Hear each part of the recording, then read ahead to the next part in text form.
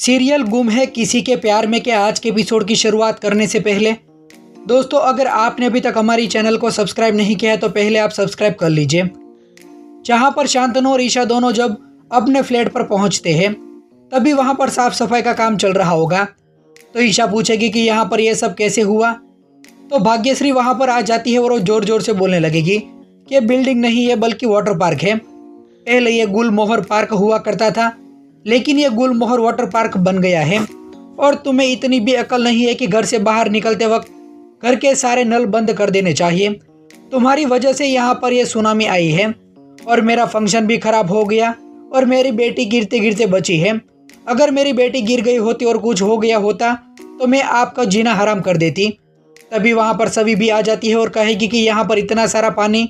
तो भाग्यश्री कहेगी कि यह सब आपकी सांस की मेहरबानी है। तभी सभी मन ही मन सोच रही होगी कि यहाँ पर इतना पानी है तो घर में कितना पानी होगा और चॉकलेट कैसा होगा। फिर वो अंदर जाएगी, तभी घर में सभी जगह पर चॉकलेट को ढूंढेगी। तभी वो टेबल के नीचे चला गया होगा। तभी वो पूरा भीग भी चुका होगा और सभी इसे संभालती हुई भी नजर आएगी। दूसरी तरफ दिखाई जाएगा कि ठक्कर परिवार में फंक्शन रखा होगा। तभी वहाँ पर उसके छोटे बेटे लक्की की भी एंट्री होती है और वो सभी साथ में मिलकर डांडिया रस खेल भी रहे होंगे। वहीं दूसरी तरफ शोर की आवाज़ सुनकर ईशा बहुत परेशान हो रही होगी और शांतनु को कह रही होगी कि इनका तो बहुत हो गया रोज का।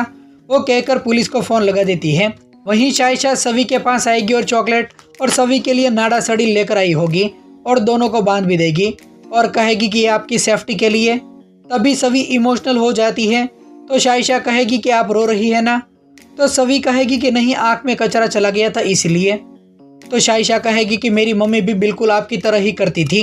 वो कहकर सभी के आंसू पोंछने लगेगी। तभी गाड़ी की आवाज़ सुनकर शायशा सभी को बोलेगी कि मेरे पापा आ गए लगते हैं। वो कहकर चली जाएगी। लेकिन दिखाई जाएगा कि नीचे गरबा चल रहा होगा। वहाँ पर पुलिस आ जाएगी और स्पीकर बंद करने के लिए बोल देंगे। फिर कहेंगे कि ये क्या चल रहा है इतने लाउड स्पीकर बजाकर। तभी भाग्यश्री कहेगी कि हम माता का गरबा कर रहे थे। रांदल माता जी का गरबा होता है और सोसाइटी वाले भी यहाँ पर ही हैं और हम लोग मिलकर ये कर रहे हैं। तो पुलिस वाले कहेंगे कि तो पड़ोसियों की कंप्लेंट क्यों आई। तो भाग्यश्री कहेगी कि ऐसा कौन हो सकता है। फिर उसे याद आएगा कि ईशा ही हो सकती है। तभी दिखाई जाएगा कि वहाँ पर रजत की एंट्री होती है।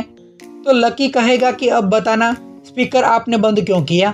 तभी इंस्पेक्टर भी पीछे देखेंगे और रजत जाकर इंस्पेक्टर को कहेगा कि आप साइड में चलते हैं। तो वहीं सभी भी वहाँ पर आ जाएगी और खुद से कह रही होगी कि आखिर चल क्या रहा है। वहीं रजत को इंस्पेक्टर कहेगा कि आप मुझे साइड में क्यों बुलाया। तो रजत कहेगा कि माफ़ी मांगने के लिए। तो इंस्पेक्टर कहेंगे कि कंप्लेन आई है इसलिए एक्शन तो लेना ही पड़ेगा, इसलिए माफ़ी से नहीं चलेगा। तभी रजत कहेगा कि आप गलत समझ रहे हैं, माफ़ी मैं नहीं बल्कि आप मांगने वाले हैं। तभी दिखाई देगा कि शिंदे के फ़ोन पर फ़ोन आएगा।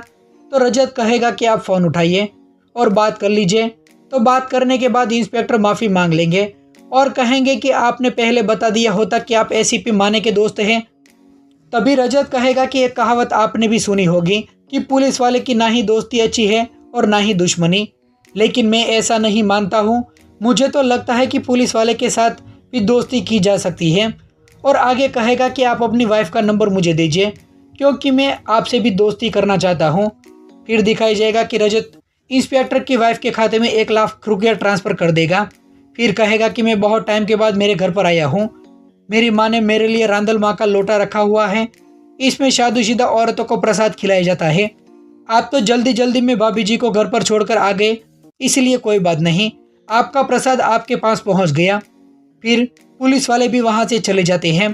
तभी सभी खुद से कह रही होगी कि जितना सोचा था उससे भी बदतर निकला ये आदमी। तभी आज का एपिसोड खत्म हो जाएगा। तो दोस्तों, आप आने वाले एपिसोड को देखने के लिए कितने ज़्यादा एक्साइटेड हैं, आप हमें अपनी राय कमेंट करके ज़रूर बताइए।